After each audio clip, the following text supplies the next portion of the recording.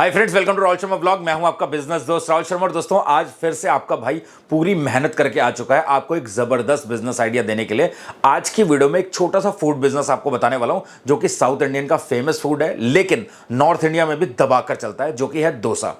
आज की वीडियो में डोसे के बिजनेस को आप कैसे शुरू कर सकते हैं कम से कम पूंजी लगाकर और बेहतरीन तरीके से, यह मैं आपको बताने वाला हूं। आज की इस वीडियो में मैं स्क्रैच से इस बिजनेस को शुरू करना बताऊंगा, कम पूंजी के साथ में बेस्ट क्वालिटी का डोसा कैसे बनाकर कैसे बेचना है मार्केट में, यह बताने के साथ साथ में इस वीडियो में मैं सारी जानकारी आपको दूंगा कि इस बिजनेस में छोटी छोटी क्या गलतियां होती हैं जिनकी वजह से बहुत सारे लोग डोसे का बिजनेस तो शुरू करते हैं बट चला नहीं पाते। आज की इस वीडियो को शुरुआत से लेकर एंड तक आपको जरूर देखना चाहिए अगर आप डोसे का बिजनेस करना चाहते हैं या फिर आप कोई भी फूड बिजनेस करना चाहते हैं। इस वीडियो को अंत तक देखने के बाद आपका मन प्रसन्न हो जाएगा, क्योंकि यहां पर मैं छोटी बड़ी और जो बातें हम इग्नोर कर देते हैं ना बिजनेस के लिए, वो सब यहां पर कवर करने वाला हूं। इसके अलावा दोस्तों, एक बहुत जरूरी बात, बहुत सारे मेरे भाई ऐसे हैं जिनको डोसा बनाना नहीं आता, जिनको फूड का कोई एक्सपीरियंस नहीं है। इस वीडियो को छोड़कर मत जाना कि यार ये डोसे का बिजनेस है, मेरे काम का नहीं है। आपको मैं वो तरीका बताऊंगा कि अगर आपको बिल्कुल एक्सपीरियंस नहीं है तो भी आप इस बिजनेस को कैसे शुरू कर सकते हैं। आज के इस वीडियो को मैंने कुछ पार्ट्स में डिवाइड किया है। सबसे पहले मैं आपको बताऊंगा कि डोसा बनाना किस तरीके से, उसके बाद मैं आपको बताऊंगा कि डोसा बनाने के लिए किन किन चीजों की जरूरत पड़ती है। इसके अलावा मैं आपको बताऊंगा कि डोसा बनाने में बेसिकली जो बैटर बनता है, जो डोसे की भाजी बनती है जिसको हम मसाला बोलते हैं, वो किस तरीके से बनाना है। इसके अलावा मैं आपको बताऊंगा कि इस बिजनेस को शुरू करने के लिए मशीन एंड इक्विपमेंट्स कौन से लगने वाले हैं। इसके अलावा इस बिजनेस को शुरुआत करने में कितना इन्वेस्टमेंट आपका आने वाला है। साथ ही मैं आपको यह भी बताऊंगा कि रॉ मटेरियल क्या क्या लगने वाले हैं, लाइसेंस कौन सा लगने वाला है। इसके अलावा डोसा बनकर हमारा कितने में तैयार हो रहा है, कितना प्रॉफिट मार्जिन आने वाला है, यह बताने के साथ साथ में वीडियो के लास्ट में मैं एक ऐसी प्रो टिप आपको दूंगा जो इस धंधे में आपको बहुत आगे लेकर जाएगी। और मैं ये चीज इसलिए बता रहा हूं क्योंकि जो प्रो टिप मैं आपको देने वाला हूं, इससे आपकी वेस्टेज तो कम होगी, लेकिन आपके डोसे की क्वालिटी बाकी सबसे बेस्ट क्वालिटी की हो जाएगी। फटाफट चलते हैं वीडियो के अंदर, सारी बातों को डिटेल में कवर करते हैं। तो दोस्तों, अगर आप डोसे का बिजनेस शुरू करना चाहते हैं तो सबसे पहले आपके माइंड में एक क्लैरिटी होनी चाहिए कि डोसे का बिजनेस आप शुरू किस तरीके से करना चाहते हैं।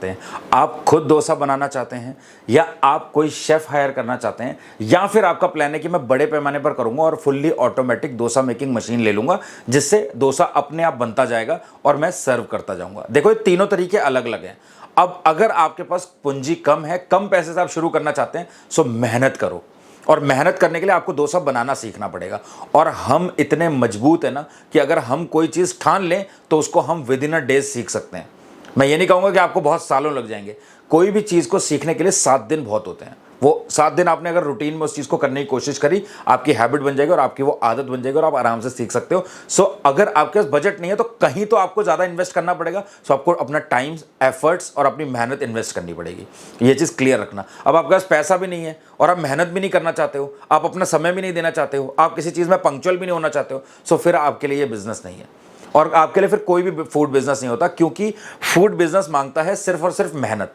अगर आपके पास मेहनत है, पैसा कम भी है, तब भी आप उसको चला ले जाओगे। ये बात मैं आपको इसलिए बोल रहा हूं क्योंकि मैंने भी अपने फूड बिजनेस की शुरुआत बहुत कम से की थी। एक रेडी लगा ली थी मैंने। किस बात की शर्म करनी है यार। कोई आपको रात को खाने के लिए रोटी नहीं देने वाला है आपके घर पे आके, वो आपको खुद कमानी पड़ेगी। और उस रात की रोटी को कमाने के लिए आपको पूरा दिन मेहनत करनी पड़ेगी।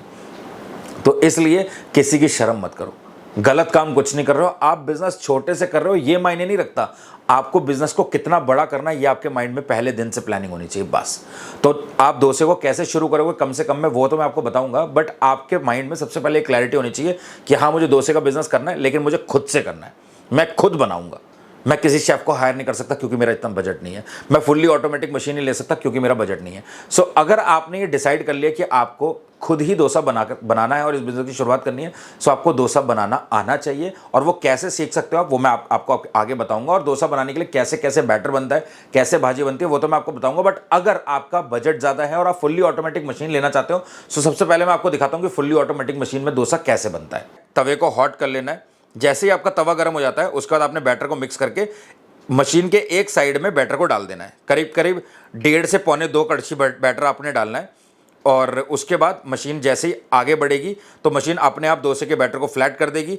आपने उसमें बस अपना मसाला डालना है। चाहे आप मसाला डोसा बना रहे हो तो आलू प्याज का मिश्रण, अगर आप पनीर डोसा बना रहे हो तो पनीर का मिश्रण, इसके अलावा आप जो भी वैरायटी का डोसा रखना चाहते हो उसका मिश्रण आपने डाला और उसके बाद मशीन इसको रोल कर देगी और आपने प्लेटिंग करके इसको सर्व कर देना है चटनी और सांभर के साथ। बस इतना सा काम है। इसके अलावा दोस्तों दूसरे टाइप की जो ऑटोमेटिक मशीन आती है उसमें एक रोलर सा लगा होता है, उसका जो तवा होता है बेसिकली वो राउंड शेप में होता है और वो मशीन भी राउंड होती है। इसमें भी 2-3 कैटेगरी की आती हैं।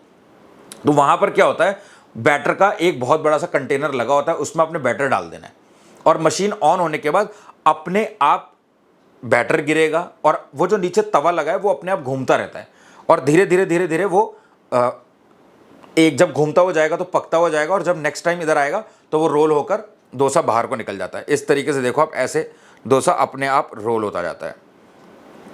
तो ये तवे में चलता रहता है। जैसे बहुत बड़े बड़े ढाबे हैं जहाँ पर डोसे के ऑर्डर्स कंटिन्यू आते हैं, बड़े बड़े रेस्टोरेंट्स हैं, तो वहाँ पर ये मशीन चलती है जहाँ पर कंटिन्यू तवे पे डोसे निकलते हैं।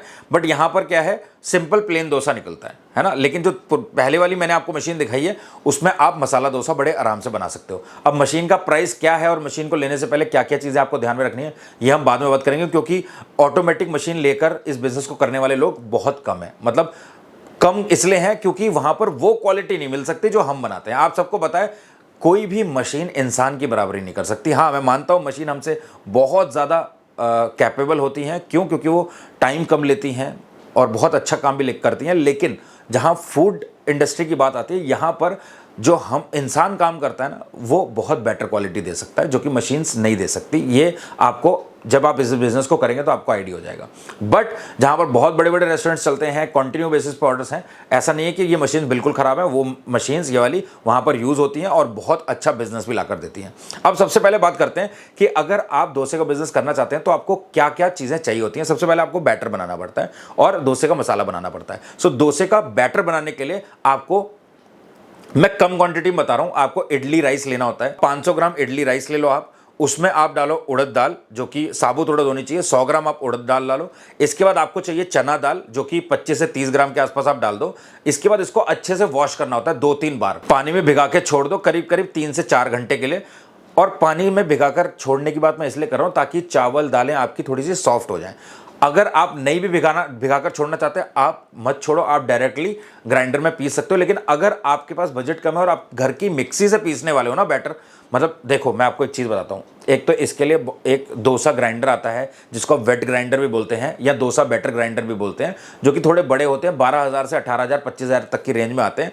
अगर आप वो ले रहे हो तो कोई दिक्कत वाली बात नहीं, आप डायरेक्ट भी पीस लो। बट फिर भी मैं कहूँगा अगर आप उसको डोसे का जो भी सामान आपने डाला है, चाहे वो इडली राइस है, उड़द दाल है साबुत, या जो भी चना दाल आप डाल रहे हो, इन सबको अगर आप भिगा के उसमें भी पीसते हो ना तो उस मशीन को भी लाइफ उसकी लंबी हो जाती है।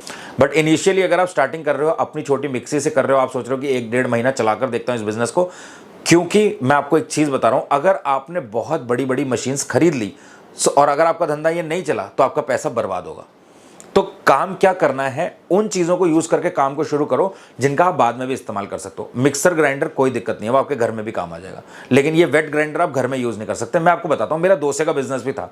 आप में से बहुत सारे लोगों को पता है, जब मेरा फूड स्टॉल था, चाइनीज़ फूड स्टॉल, तो मैंने डोसे का काम भी किया था। सो डोसे का बिजनेस शुरू करने के लिए मैंने डोसे की भट्टी ली थी, तो इसके अलावा मैंने कुछ नहीं लिया था। सिर्फ और सिर्फ एक डोसा तवा लेकर मैंने डोसे के बिजनेस को शुरू कर दिया था। बैटर वैटर पीसने के लिए मैं अपने घर की जो कमर्शियल मिक्सी आती है बड़ी वाली, वो यूज़ करता था। सो आप भी यही कर सकते हो। तो 2-3 घंटा अपने चावल और साबुत उड़द की दाल, चना दाल, इन सबको भिगाओ और उसके बाद इसको अच्छे से ग्राइंड कर लो, एक फाइन पेस्ट बना लो। अब आपको क्या करना है, जो ये मिश्रण आपने बन गया, आपका जो ये बैटर बनकर तैयार हुआ है, इसको आप किसी ऐसी जगह पर रख दो जहाँ पर हवा बहुत ज़्यादा ना आती हो। इसको किसी बर्तन में रख के कपड़े से ढक के इसको छोड़ दो ताकि ये फर्मेंट हो जाए। अब फर्मेंट करने के लिए 8 से 9 घंटे बहुत होते हैं, मैक्सिमम 8 से 10 घंटे।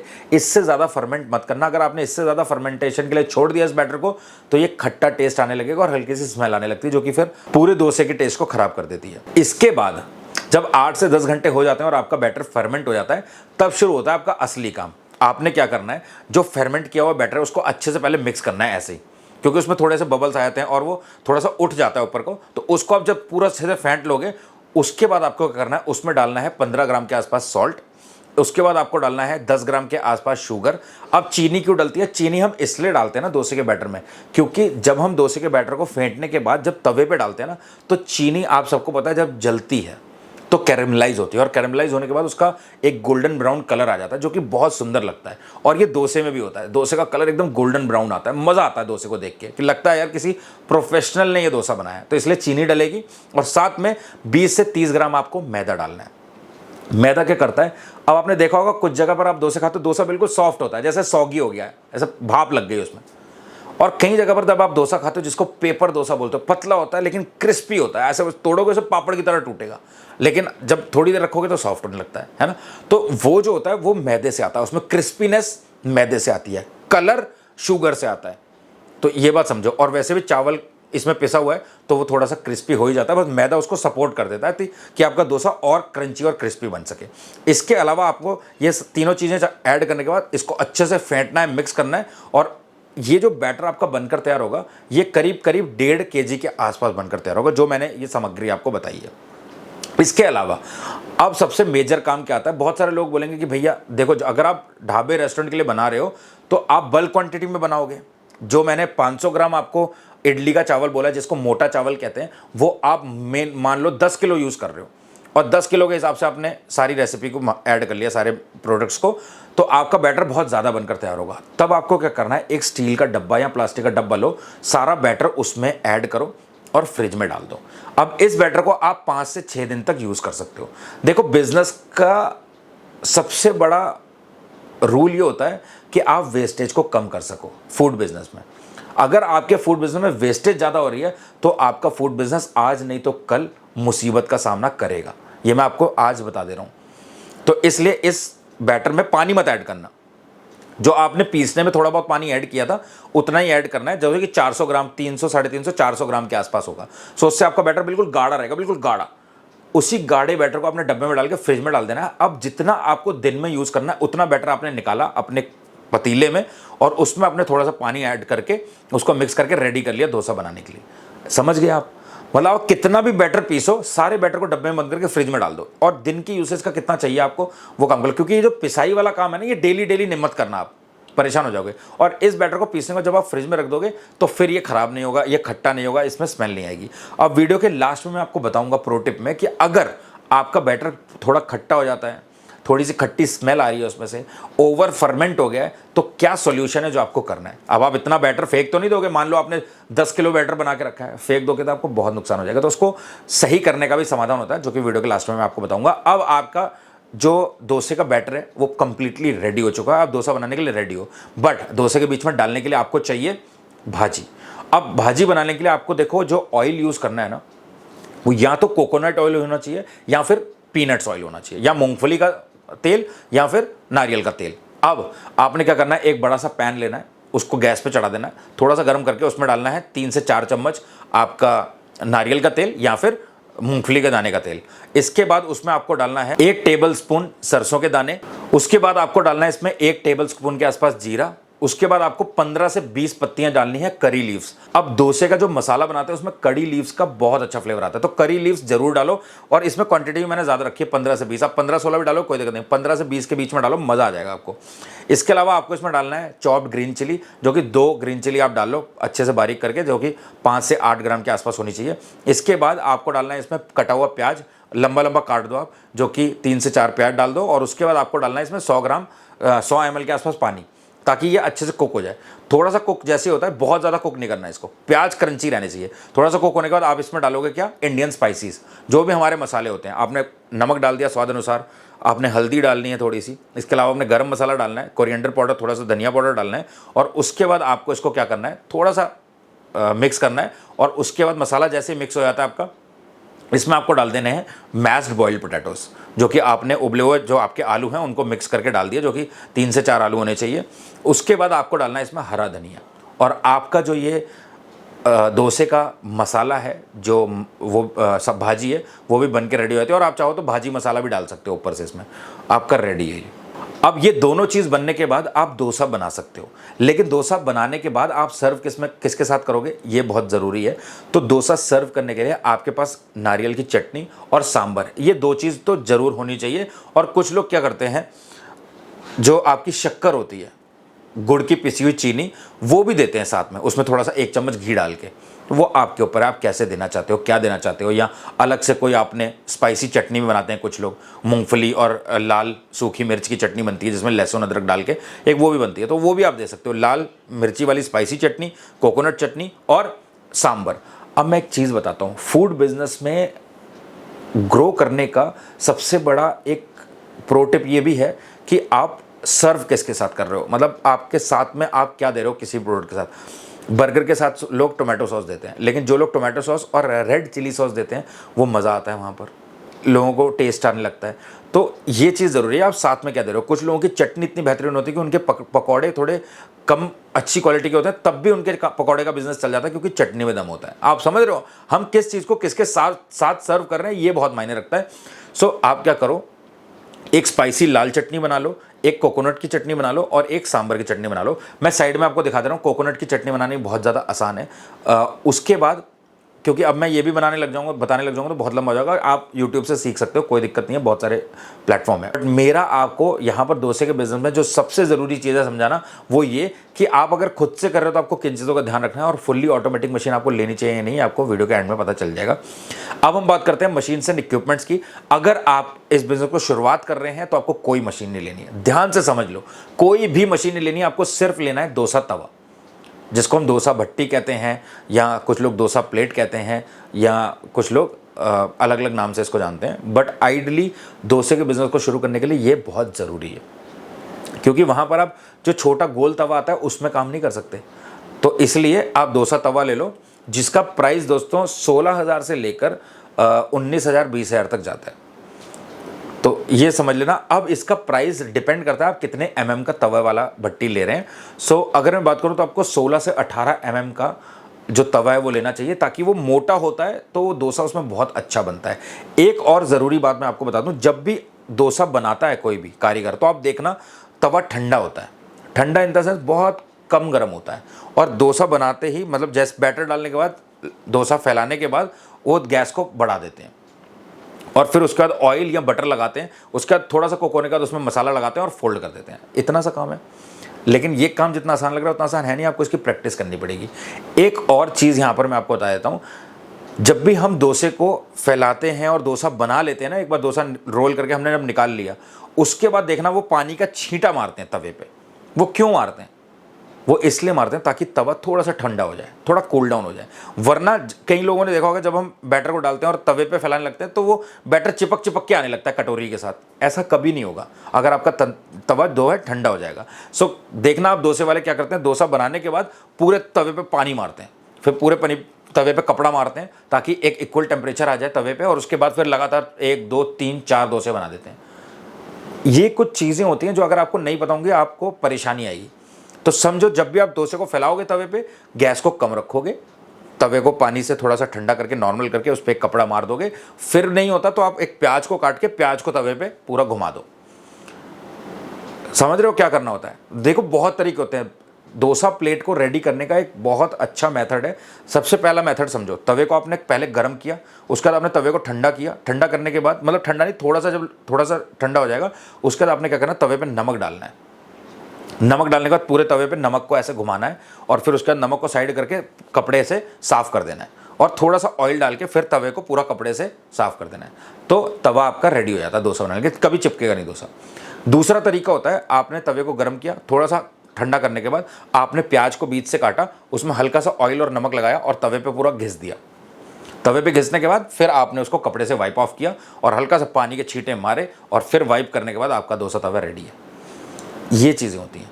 लेकिन जब भी आप बैटर को तवे पे फैलाओगे तब आपका जो तवा है वो थोड़ा ठंडा ही होना चाहिए, बहुत ज़्यादा गर्म नहीं होना चाहिए, वरना वो बैटर निकल के आएगा। इतनी बात समझ गए?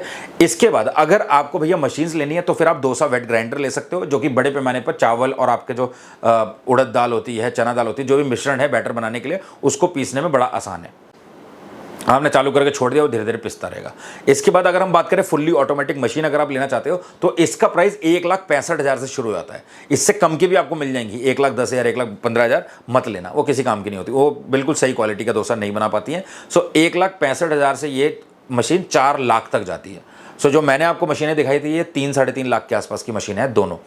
सो आप देख लेना आपको कौन सी मशीन सही लगती है। इंडिया मार्ट पे किसी भी सप्लायर से बात कर सकते हो। इंडिया मार्ट पे जाओ, आप अपनी सिटी सेलेक्ट करो और वहाँ पर लिख दो डोसा फुल्ली ऑटोमेटिक मशीन। आपको बहुत सारे सप्लायर मिलेंगे, उनसे बात करिए, बार्गेनिंग करिए, थोड़ा बहुत प्राइस कम कराइए और मशीन खरीद लीजिए अगर आपको खरीदनी है।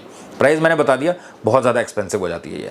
इसके बाद दोस्तों अगर हम बात करें इन्वेस्टमेंट की, तो इन्वेस्टमेंट में देखो, अगर आप कोई मशीन नहीं लेना चाहते तो एक मिक्सर ग्राइंडर ले लो जो कि 4,500 से 5,000 का आपको अच्छा मिल जाएगा। उस मिक्सर ग्राइंडर में आप इसको पीस सकते हो मिश्रण को। इसके अलावा आपको डोसा तवा लेना होगा जो कि 20,000 के आसपास मान लेते हैं हम उसका प्राइस। तो ये दोनों हो जाते हैं 20,000 प्लस 5,000, 25,000 रुपये। इसके अलावा आपको कुछ भी लेने की ज़रूरत नहीं है।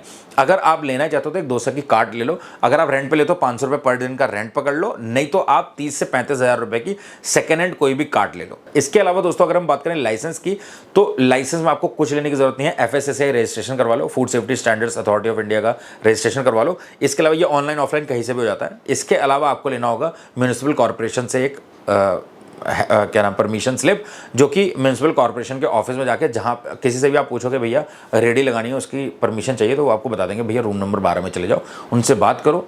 अगर परमिशन मिल जाती है तो बहुत अच्छी बात है, नहीं मिलती तो कोशिश करो मार्केट में किसी की प्लॉट खाली हो तो वहाँ पर लगा लो आप। ये हो गया। इसके बाद अगर बात करें प्रॉफिट मार्जिन की, तो देखो जो मैंने चीज़ें बताई हैं इनकी पूरी कैलकुलेशन मैंने निकाली। जिसके बाद जो खर्चे थे वो सब निकालने के बाद, जैसे हमने 1.5 किलो के आसपास बैटर बनाया था, जो मैंने मिश्रण बताया, जो मैंने कैलकुलेशन बताई थी, उसमें 1.5 kg के आसपास जो है हमारा बैटर बन के तैयार हुआ था। और उस बैटर से हमारे पानी मिलाने के बाद करीब करीब 12 से 15 डोसे बनेंगे और उनका प्राइस सारा कैलकुलेट किया है मैंने। तो मैं आपको बता रहा हूँ, अगर हम प्लेन डोसे की बात करें तो प्लेन डोसे का प्राइस हमें पड़ेगा 8 से 10 रुपये का। इसके अलावा अगर हम बात करें मसाला डोसा की, तो मसाला डोसा का प्राइस हमें पड़ेगा 12 से 14 रुपये के आसपास।